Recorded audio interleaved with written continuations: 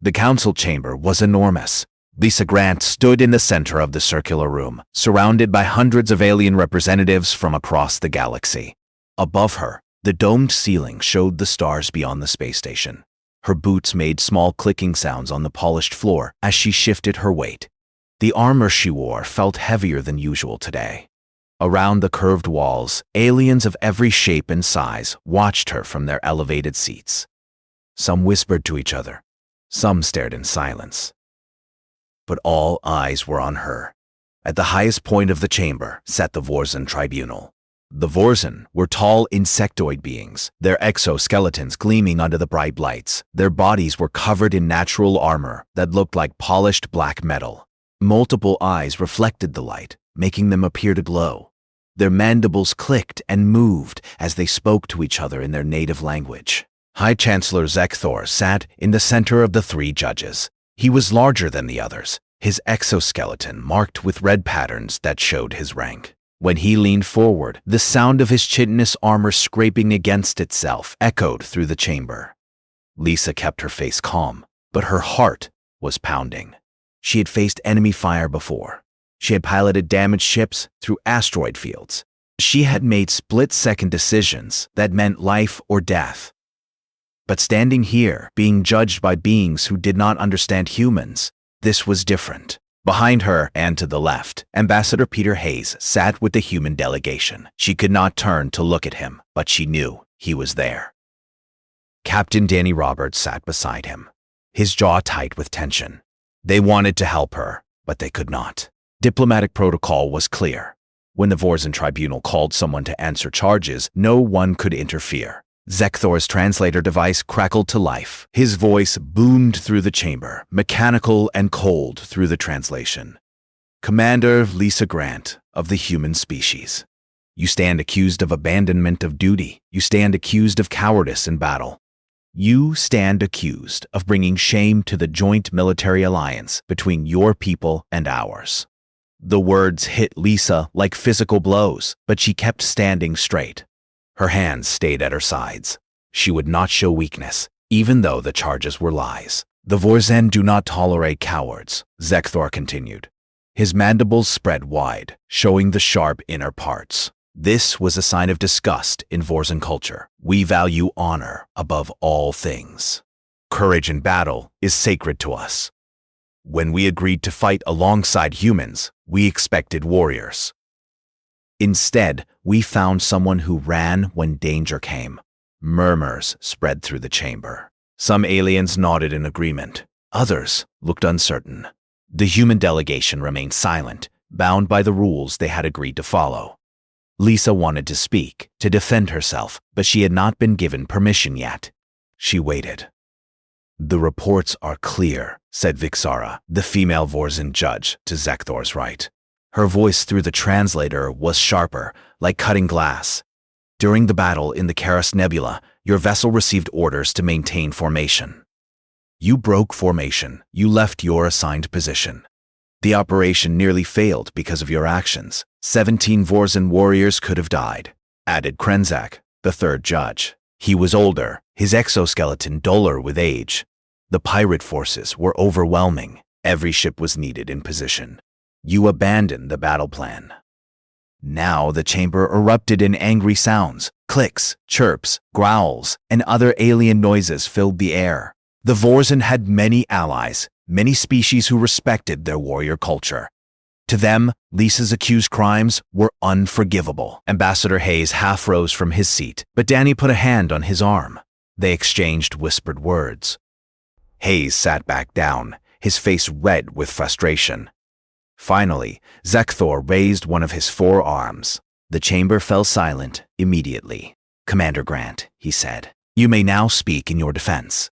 Lisa took a breath. High Chancellor, honored judges, representatives of the Galactic Council. I did not abandon my post. I did not run from battle.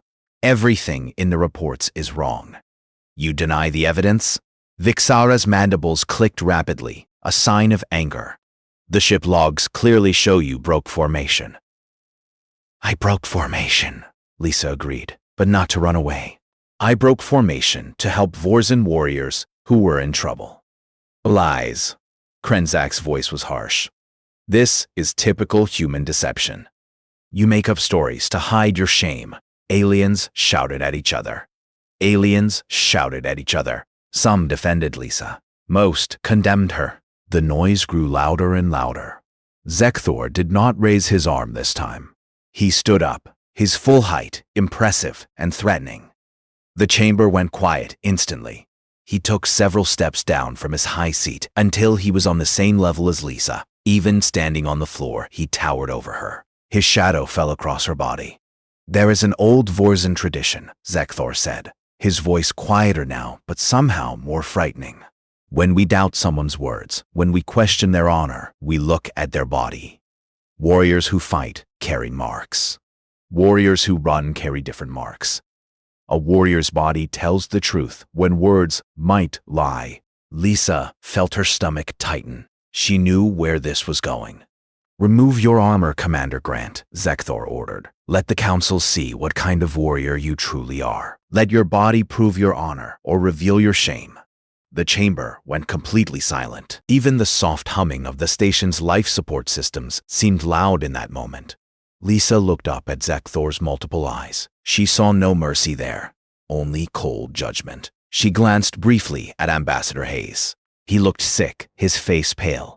Danny Roberts had his hands clenched into fists. They understood what this meant. Humans were vulnerable compared to many species. Removing armor was more than showing skin. It was showing weakness. But Lisa had no choice. If she refused, the tribunal would declare her guilty automatically. The alliance between humans and Vorzan would be damaged, maybe destroyed. Other species would see humans as weak, as liars, as unworthy of respect. Her hands moved to the seals on her combat armor. The first clasp opened with a soft hiss. Then the second. The chest plate loosened. She pulled it away from her body and set it on the floor beside her. The chamber remained silent as she removed the arm guards next. Then the leg plates. Each piece of armor clinked softly as she placed it in a neat pile. Finally, she stood in just her basic uniform. Underneath, a simple gray shirt and pants. Her arms were bare. Her neck was exposed. And covering every visible inch of her skin were scars. Burn scars, long surgical scars. Small round scars from shrapnel. Discolored patches where skin had been regrown. Her arms looked like a map of pain, each mark telling a story of injury. The silence broke. Gasps and shocked sounds came from around the chamber. Some aliens stood up to see better. Others leaned forward. Zekthor's mandibles stopped moving. He stared at Lisa's arms, then at her neck, then at the scars visible at the edge of her shirt collar. His multiple eyes focused and refocused as if he could not believe what he was seeing. His translator crackled, but no words came out. He made a sound deep in his chest, something the translator did not even try to convert to words, because Zekthor recognized those scars. He knew exactly what each type meant, and they told a very different story than the reports claimed. 6 months earlier, the HSS Valiant cut through the darkness of space like a silver arrow. Lisa sat in the pilot's seat, her fingers moving across the control panel with practiced ease. Around her, the bridge crew worked quietly, each person focused on their station. The ship hummed with power, ready for whatever came next. Captain Danny Roberts stood behind her, watching the main view screen. "How long until we reach the meeting point?" he asked. 20 minutes, sir," Lisa replied. She checked her instruments again. Everything looked normal. The engines were running smoothly. The shields were at full power. The weapons systems were online, but not active yet. This was supposed to be a simple mission. The human fleet and the Vorzan fleet would meet at the edge of the Keras Nebula. Together, they would attack a pirate stronghold hidden inside the nebula. The pirates had been raiding cargo ships and attacking colonies for months. It was time to stop them. Lisa had flown dozens of combat missions before, but this was her first time working directly with the Vorzan. She had seen them at diplomatic meetings. She had heard stories about their warrior culture, but she had never fought beside them in battle. "Commander Grant," said Lieutenant Amy Chen from the communication station, "we're receiving the battle plan from the Vorzan flagship now." The tactical display lit up, showing the formation they would use. The Vorzan ships would form the center line, pushing straight into the nebula. The human ships would spread out on the flanks, covering the sides and preventing pirates from escaping. It was a solid plan, proven in many battles. "Looks straightforward," Danny said. "Stay in position, watch our sector, and help clean up any runners." "Yes, sir," Lisa said, but something felt wrong. She could not explain it. Just a feeling in her gut that things were not as simple as they seemed. The Valiant met up with the rest of the human squadron. 5 other ships fell into formation around them. In the distance, the Vorzan fleet appeared, their ships larger and more heavily armored than the human vessels. The Vorzan ships looked like flying fortresses, covered in weapons and thick plating. The Vorzan commander's message came through. The translator made his voice sound cold and mechanical. "Human vessels, maintain your assigned positions. Do not break formation. Honor demands precision in battle. Any ship that abandons its position will be considered a coward." Danny frowned at that last part, but he acknowledged the order. "All ships, you heard the commander. Stay in position no matter what happens." The combined fleet moved forward into the nebula. The swirling clouds of gas and dust made sensors difficult to use. Visibility dropped. Lisa had to rely more on her instruments than her eyes. The nebula was beautiful, all purple and blue colors mixing together. But it was also dangerous. A ship could hide anywhere in those clouds. "Contact!" Amy called out suddenly. "Multiple ships ahead. It's the pirate base." Counting at least 20 vessels. 20? Danny sounded surprised. Intelligence said there would be maybe 10 ships. Lisa's hands tightened on the controls. Intelligence was wrong. That was bad. The battle began.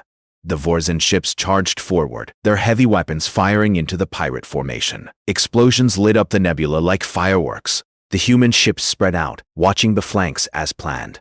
Lisa kept the Valiant in position, her eyes scanning her assigned sector. Then everything went wrong. More pirate ships appeared from deeper in the nebula. They came from above and below, surrounding the combined fleet. It was a trap. The pirates had known they were coming. "We're surrounded," Amy shouted, "counting at least 40 enemy ships now." The neat battle formation broke apart. Ships scattered, trying to avoid the sudden crossfire. The Vorzan ships found themselves cut off from the human vessels. The nebula's gas clouds made communication difficult. Orders became confused. Ships fired in all directions. Lisa pushed the Valiant through a gap in the enemy formation, her hands moving fast across the controls. Laser fire streaked past the ship. One blast hit their shields, making the whole vessel shake. Warning lights flashed on her panel. "Shields down to 60%, called out Lieutenant Marcus Webb from the defense station.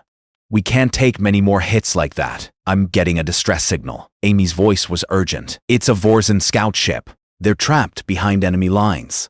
Heavy damage. Life support failing. They're requesting immediate assistance." Danny looked at the tactical display. The Vorzan ship was far from their position, deep in pirate territory. Getting there would mean leaving their assigned sector. It would mean breaking formation, the one thing the Vorzan commander had specifically ordered them not to do. "How many Vorzan on that ship?" Danny asked. 17, sir," Amy replied. Lisa waited for Danny's decision. She knew what the order said. Stay in position. Do not break formation. But 17 people were going to die if no one helped them. "The Vorzan fleet is too far away," Marcus said, reading his sensors. "They're engaged with the main pirate force. They can't reach their scout ship in time." Danny was quiet for 5 long seconds. Then he said, "Grant, plot a course to that scout ship. Full speed." "Sir?" Amy sounded shocked. "The orders were—" "I know what the orders were, Lieutenant," Danny said firmly. "But I'm not letting 17 people die when we can save them. Grant, move us out." "Yes, sir." Lisa's fingers flew across the controls. The Valiant turned sharply, breaking away from the human formation. Several other human ships called out, asking what they were doing. Danny ignored them. Lisa pushed the engines to maximum power. The Valiant shot through the nebula, weaving between pirate ships. Enemy fire followed them. More hits struck their shields. The shield percentage dropped. 50%, 40%, 30%. "We're taking heavy damage," Marcus called out. "Multiple pirate ships pursuing us." How long until we reach the scout ship? Danny asked. 2 minutes, Lisa said. Her eyes never left the view screen. She saw the Vorsen scout ship ahead, spinning slowly, atmosphere venting from multiple hull breaches.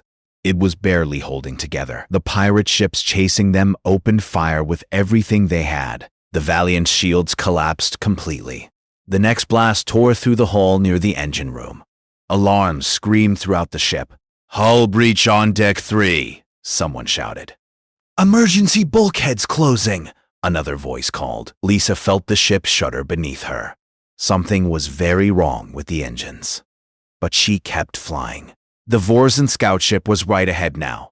She could see the Vorsen warriors inside through the damaged hull, their forms moving frantically.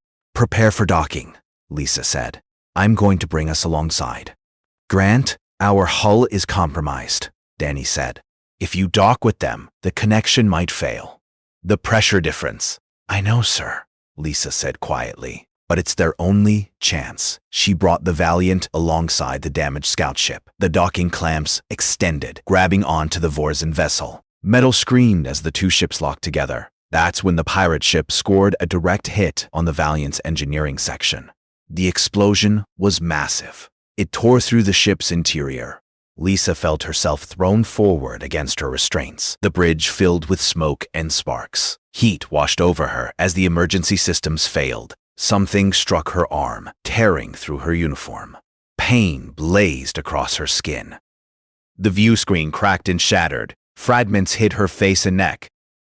She felt hot liquid running down her face. Blood. "Get those Vorsen aboard!" Danny was shouting. "Move! Move! Move!" More explosions rocked the ship. Lisa tried to stand but couldn't. Her legs wouldn't work properly.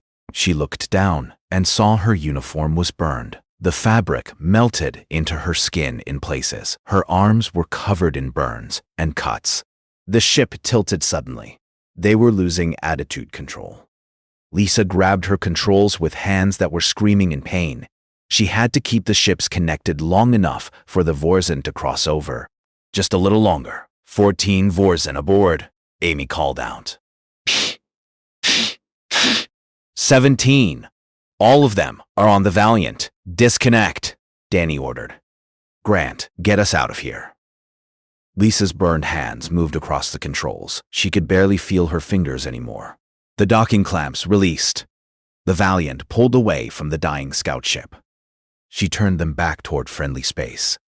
But more pirate ships were coming. And the Valiant was falling apart around them. The memory faded. Lisa stood in the tribunal chamber again, her scarred arms bare for everyone to see. The silence stretched on. Hundreds of alien eyes stared at her. She did not try to cover herself. She did not look away from Zekthor's gaze. The High Chancellor's mandibles moved slowly, processing what he saw. His multiple eyes tracked across every scar on her visible skin. The burn patterns, the surgical marks, the discolored patches where flesh had been regrown. Then, from somewhere in the observer sections, a Vorsen warrior stood up. He was younger than most, his exoskeleton still carrying the brighter sheen of youth. He pushed past other observers, moving down toward the chamber floor. Guards moved to stop him, but Zekthor raised one arm. "Let him approach," the High Chancellor said. The young Vorsen reached the floor and walked straight toward Lisa. When he was just a few steps away, he dropped to his knees. His exoskeleton clattered against the polished floor. He bowed his head low, a gesture of deepest respect in Vorsen culture. "Commander Grant," he said, his translator device making his voice shake with emotion. "My name is Kixanal. Do you remember me?" Lisa looked at him carefully. All Vorsen looked similar to human eyes at first, but as she studied his markings, the pattern of red lines on his exoskeleton, something clicked in her memory. "You were on the scout ship," she said softly. "You were injured." "Broken leg." "Yes," Kixmal said. "I was the navigation officer. When the pirates ambushed us, our engines failed. Our weapons went offline. We sent the distress call, but we knew no one would come. We were too far from the main fleet. The battle was too fierce. Following orders meant leaving us to die. And orders are sacred in war."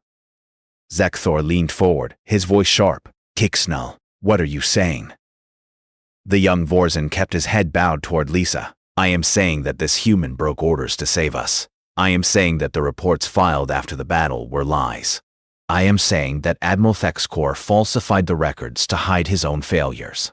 A wave of shock sounds rolled through the chamber. Bixana stood up from her judge's seat. You accuse a Vorzin admiral of dishonor? These are serious words, Kicksnull. I accuse him of truth, Kicksnull said, finally raising his head. And I am not alone. The other 16 warriors who survived are here today. We all bear witness. More Vorzin stood up throughout the chamber. One by one, they revealed themselves. 16 warriors in total. Scattered among the observers, they all moved down to the floor, forming a line behind Kicksnull. One of them, an older female warrior, stepped forward. I am Zixara. I was the commander of that scout ship.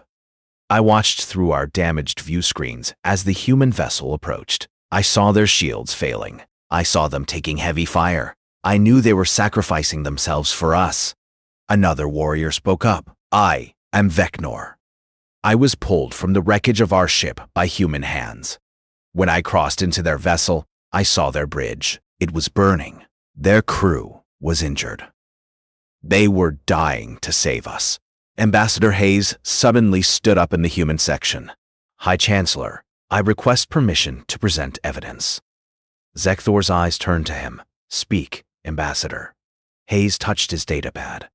A holographic display appeared in the center of the chamber. These are the medical records from Commander Grant's treatment after the battle. 3 months in intensive care. Second and third degree burns covering 40% of her body. Shrapnel wounds. Plasma exposure.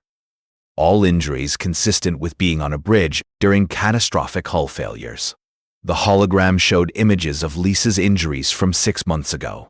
Even the hardened Vorzin warriors made sounds of discomfort at the severity. Her arms had been worse than burned.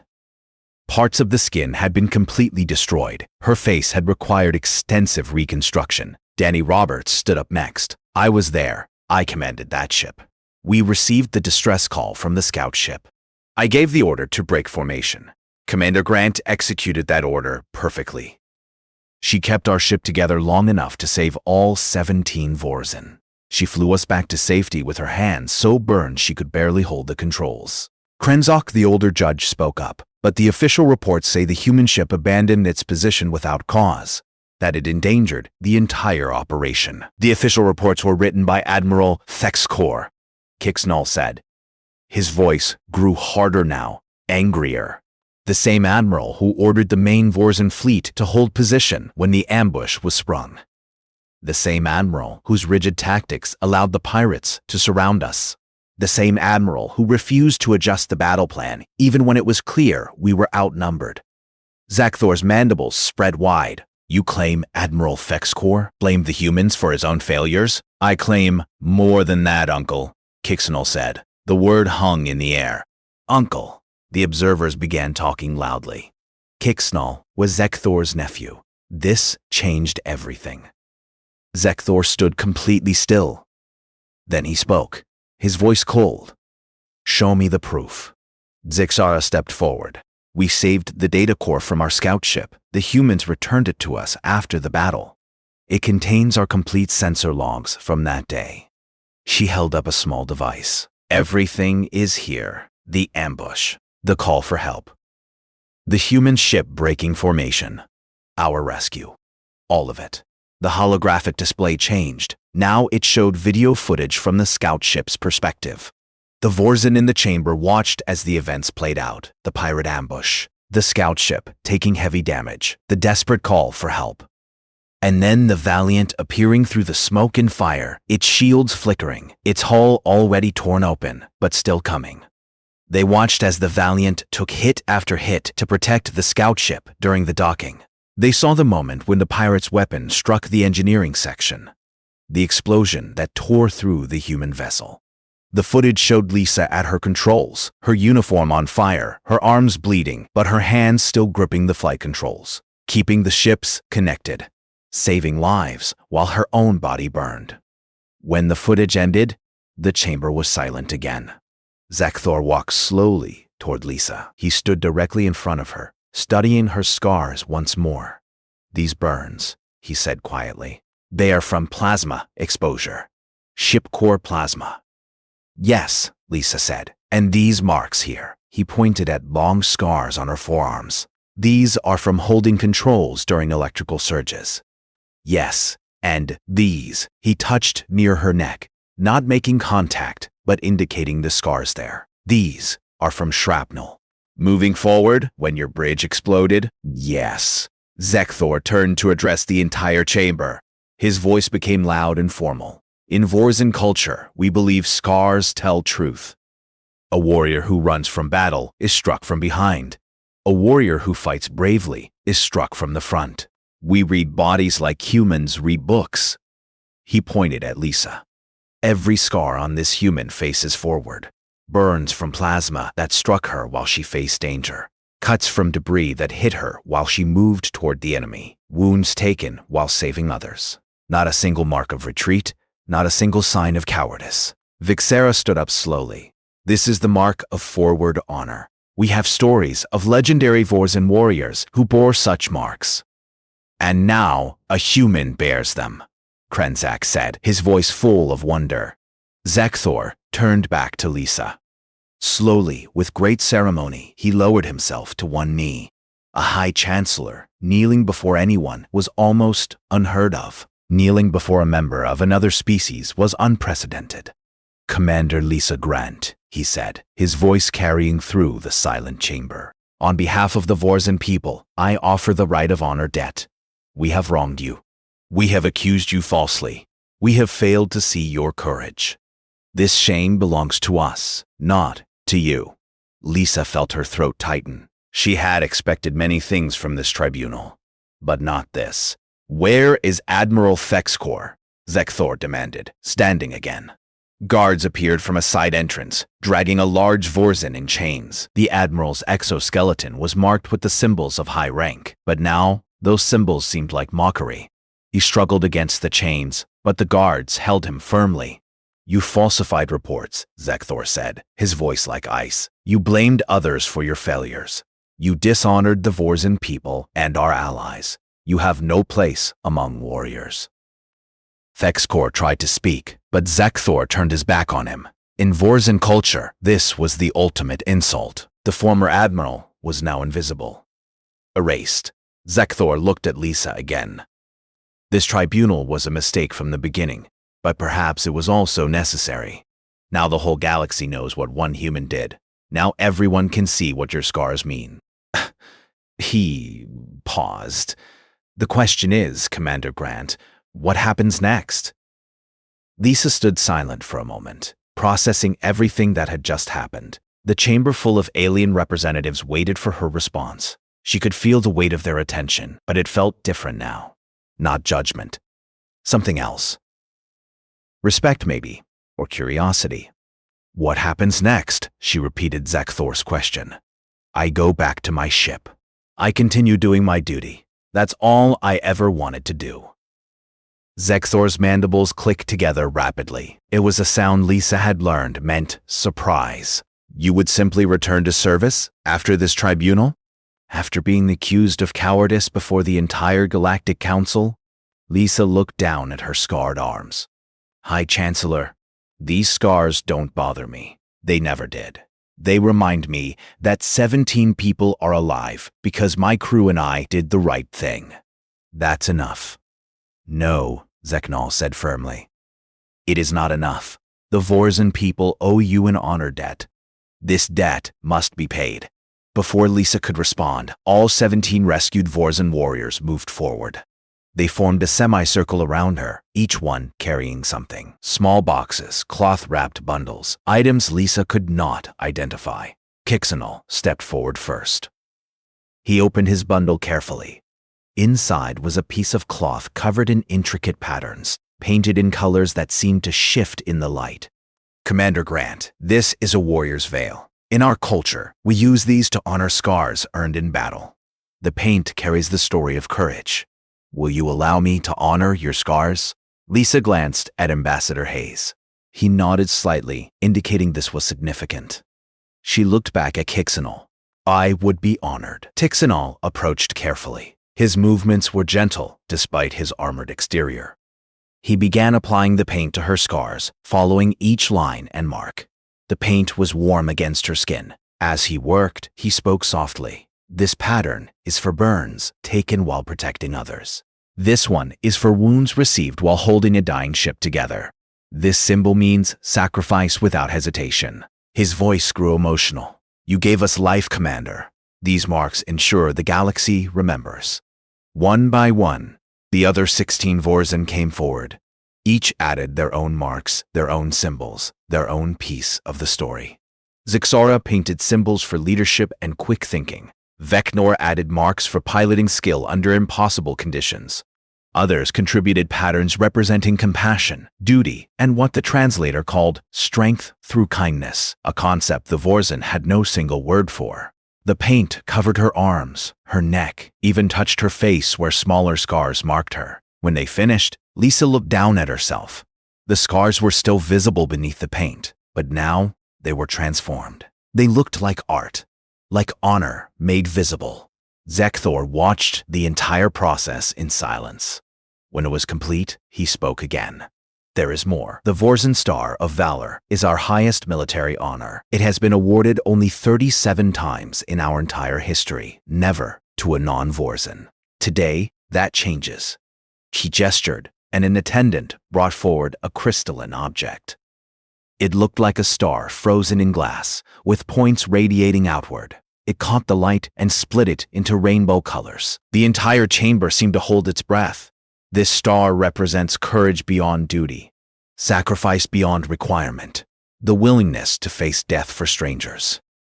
Zekthor took the star carefully. Commander Lisa Grant, you embody everything this symbol stands for. Will you accept it?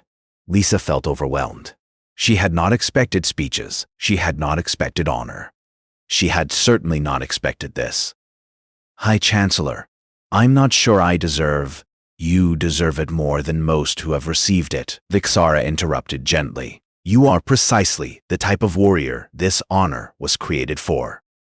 Zakthor attached the star to Lisa's uniform, the part she still wore beneath where her armor had been.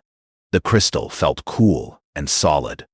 Real! He stepped back and struck his fist against his chest, a Vorzen salute. All 17 rescued warriors did the same.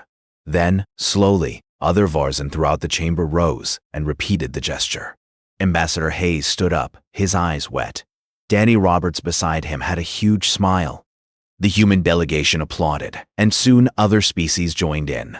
The sound filled the massive chamber. But Zekthor raised his arms for silence. There is one more matter.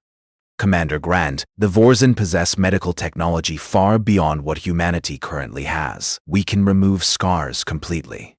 Restore skin to its original state. We offer this to you freely as part of our honor debt. Lisa looked at her painted arms. She thought about what these scars meant to her.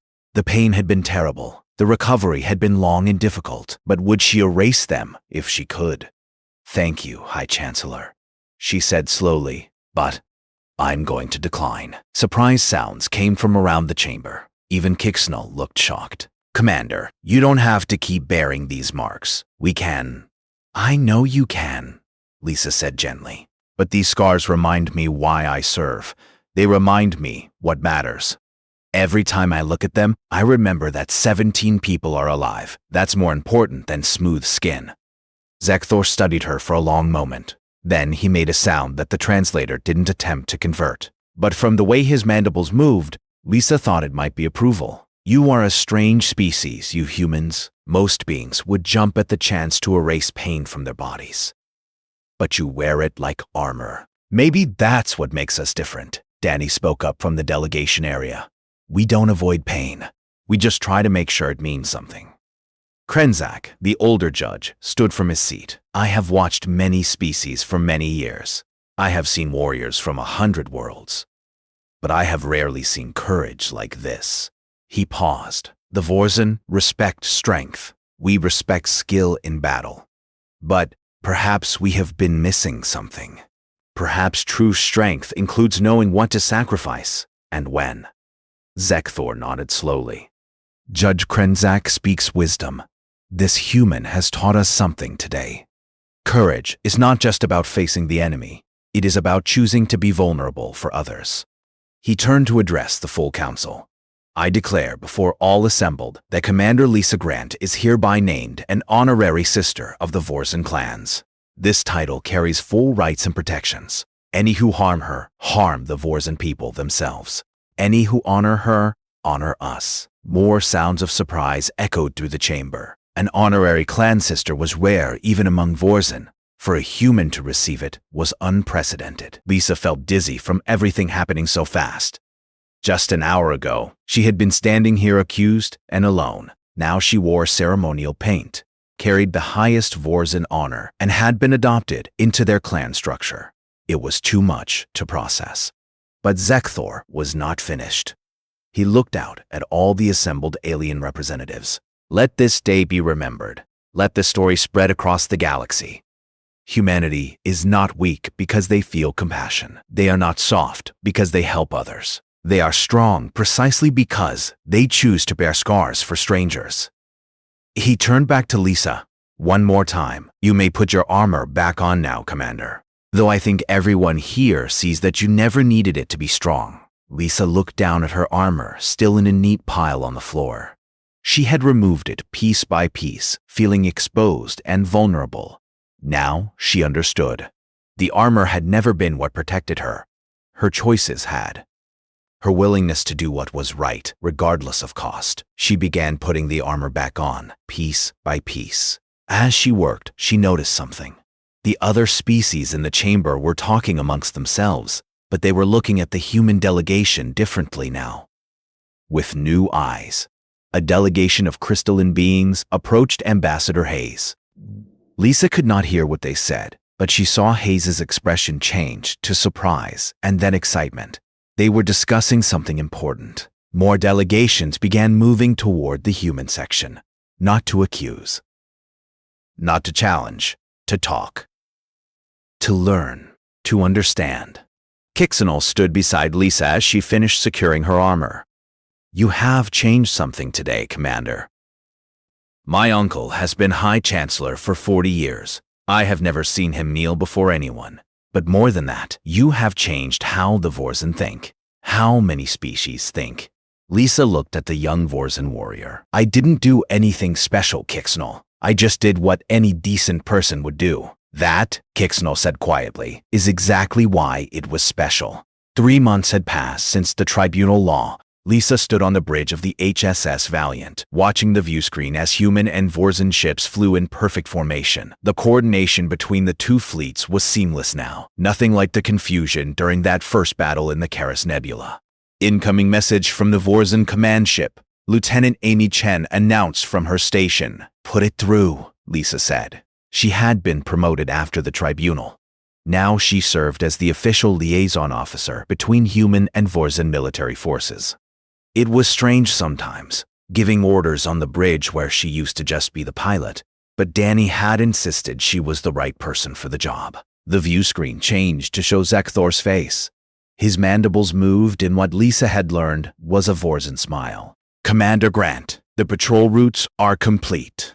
No pirate activity detected in any of the sectors we discussed. That's good news, High Chancellor, Lisa said. Our intelligence suggests they've moved to the outer rim. They're afraid to operate anywhere near joint human Vorzen patrols. Fear born from respect, Zekthor replied. This is good. When we work together, we are stronger than either species alone. It was a sentiment Zekthor expressed often now. The tribunal had changed him, too. He spoke frequently about learning from humans, about how Vorzen culture had been incomplete. Some of the older, more traditional Vorzen did not like this talk, but the younger warriors, especially those who served alongside humans, embraced it eagerly. After the call ended, Lisa walked through the ship's corridors. She passed crew members who nodded respectfully. Some were human, some were Vorzen. The mixed crews had been her idea, and at first, many people on both sides had doubted it would work. Humans and Vorzen were too different. Their cultures clashed, their communication styles confused each other. But 3 months in, the mixed crews were performing better than anyone expected. Humans learned Vorzen discipline and tactical precision. Vorzen learned human adaptability and creative problem-solving. Together, they covered each other's weaknesses. Lisa found Kixnall in the training room. The young Vorzen was working with a group of human marines, showing them a Vorzen close combat technique. The humans struggled with it at first, their bodies not designed the same way as Vorzen bodies. But Kixnall was patient, adjusting his teaching to accommodate human physiology. The principle is the same, he was saying. Use your opponent's strength against them. Redirect rather than resist. Humans actually have an advantage here because you're more flexible. One of the Marines, a young woman named Sophie Blake, managed to execute the move correctly. She threw her sparring partner, a much larger man, onto the mat with surprising ease. The others cheered. Kixnall saw Lisa and walked over. Commander, I was just teaching them the third form of tactical redirection. I can see that. You're a good teacher, Kixnall. I learned from the best, he said, gesturing at her. You taught me that strength comes in many forms. Now I try to teach others. They walked together to the observation deck, a quiet area where crew members could look out at the stars. Several people were already there, both human and Vorzen, talking quietly together. 6 months ago, this scene would have been impossible. Now it was normal. I received a message from my uncle yesterday, Kixnall said. He wants me to speak at the Vorzen Military Academy about courage, about what I learned from serving with humans. That's a great honor, Lisa said. It makes me nervous, Kixnall admitted, speaking to hundreds of young warriors. What do I say? How do I explain what we've learned? Lisa looked out at the stars. Tell them what you told me once, that being strong doesn't mean being invulnerable. Tell them that choosing to be vulnerable for others is its own kind of strength. They might not understand. Vorzen culture has always valued hardness, armor, protection, never showing weakness. Then maybe it's time for that to change, Lisa said gently. Not completely. Strength and discipline are important, but compassion matters too. You can be both strong and kind. Kixnall was quiet for a moment. The Academy asked if you would come with me. To speak as well? Lisa was surprised. Me? What would I say? Tell your story. Let them see your scars. Let them understand what you sacrificed and why. Kixnall's voice was earnest. Many young Vorzens still don't believe humans can be true warriors. They think compassion makes you weak. But when they see you, when they hear what you did, it changes their minds. Before Lisa could respond, Amy's voice came through the ship's communication system. Commander Grant, please report to the bridge. We have visitors. Lisa and Kixnall hurried back to the bridge. On the view screen, 3 ships were approaching. Lisa recognized the design immediately. They were from the Galaxian Empire, a species known for their advanced technology and their general distrust of other races. The Galaxians rarely left their territory, and they certainly never approached human or Vorzen space without good reason. Open a channel, Lisa ordered. The Galaxian who appeared on the screen was tall and thin, with silver skin that reflected light like metal. Their species communicated through a combination of sounds and light patterns that their translator devices converted to words. I am Ambassador Releth of the Galaxian Empire, the alien said. We seek to speak with Commander Lisa Grant. I'm Commander Grant, Lisa said. How can I help you? We have been watching, Ryleth said simply. 3 months ago, we observed the tribunal. We heard the story of the scarred human who saved Vorzen warriors. We have been debating amongst ourselves what this means. Debating what? Lisa asked carefully. Whether your actions were admirable or foolish, Ryleth replied with unexpected honesty. Galaxians value logic and efficiency above all else. Sacrificing your ship and crew for strangers seems illogical, but the results of your choice have been significant. The alliance between humans and Vorzen has strengthened. Pirate activity has decreased. Cooperation between your species has led to innovations neither possessed alone. Lisa waited, sensing there was more. We wish to learn from you, Ryleth continued. not your military tactics, not your technology. We wish to understand this concept you call compassion, how it can be both illogical and effective, how it creates strength from vulnerability. Lisa felt her heart beat faster. The Galaxians were one of the most powerful empires in the galaxy. If they were interested in building relationships with humans, it would change everything. We would welcome the opportunity to discuss this with you, Ambassador, Lisa said. Perhaps you would like to visit our ship? Or we could arrange a formal meeting. We would prefer to start with something smaller, Rylith said. We have young Galaxians in training, officers who will one day lead our fleets. We would like them to meet you, to hear your story, to see these scars that represent choices we do not fully understand. Over the next weeks, more species reached out. Some were curious, some were skeptical. Some wanted to mock the idea that compassion could be strategic. But they all wanted to talk, to understand, to see if maybe there was something to learn from the strange humans who wore their scars with pride.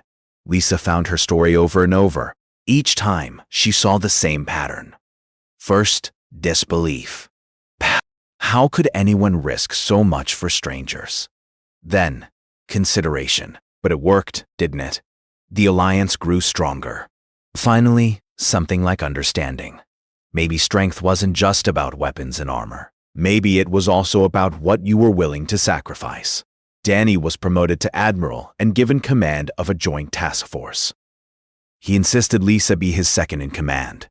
I need someone who understands both sides, he told her. Someone who can bridge the gap between human and alien thinking. The task force grew quickly. More Vorsan ships joined. Then Galaxian vessels. Then others. Species that had never worked together before found themselves cooperating, all because they had seen what was possible when beings chose compassion over self-interest. One evening, Lisa sat in her quarters alone. She traced the scars on her arms, following the patterns the Vorsan paint had created months ago. The paint was long gone, but she remembered every symbol, every meaning, every story the 17 warriors had written on her skin. The scars ached sometimes, especially when she was tired. The medical officers told her this was normal. The regrown tissue would always be more sensitive, but Lisa didn't mind. The ache reminded her of what she had survived, of what she had chosen, of the lives she had saved. Her door chimed. Come in, she called. Kixenal entered, followed by Zekthor. The High Chancellor rarely left his flagship, so his presence was surprising. Uncle wanted to see you before the ceremony tomorrow, Kixenal explained. Tomorrow, the Galactic Council was holding a special session. They were creating a new division, a joint task force designed to respond to emergencies anywhere in known space. The force would be built on the principles Lisa had demonstrated: sacrifice for others, cooperation across species, compassion as strength. And Lisa had been asked to lead it. Are you ready? Zekthor asked. Lisa looked at her scars one more time. Then she looked at the two Vorsan who had become her friends. I think so. It's going to be difficult. Not everyone believes in what we're trying to do. Most worthwhile things are difficult, Zekthor said.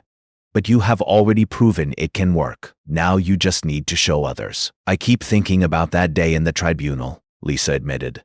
When you ordered me to remove my armor, I was so afraid. I thought my scars would be proof of weakness, but they became something else entirely. They became proof of choice, Zekthor said. Anyone can wear armor. Anyone can hide behind walls, but it takes true courage to choose vulnerability when it serves a greater purpose. After they left, Lisa walked to the observation deck one final time. She found it crowded with crew members, humans and Vorsan, standing together, watching the stars. Some were telling stories. Some were laughing at jokes that crossed language and culture barriers. Some sat in comfortable silence. Sophie Blake, the Marine from the training session, stood nearby with a Vorsan warrior. They were comparing scars, trading stories about how they got them. The Vorsan showed surgical marks from repairing his exoskeleton after battle. Sophie showed a burn on her hand from when she pulled a crewmate from a damaged console. Every scar tells a story, Sophie was saying. My mom used to tell me that when I was little and got hurt, I didn't understand what she meant until I joined the service. The Vorzan clicked his mandibles thoughtfully. Vorzan say something similar. Scars are the body's memory. They remind us of what we survived, what we learned, what we chose. Lisa smiled and turned away, leaving them to their conversation.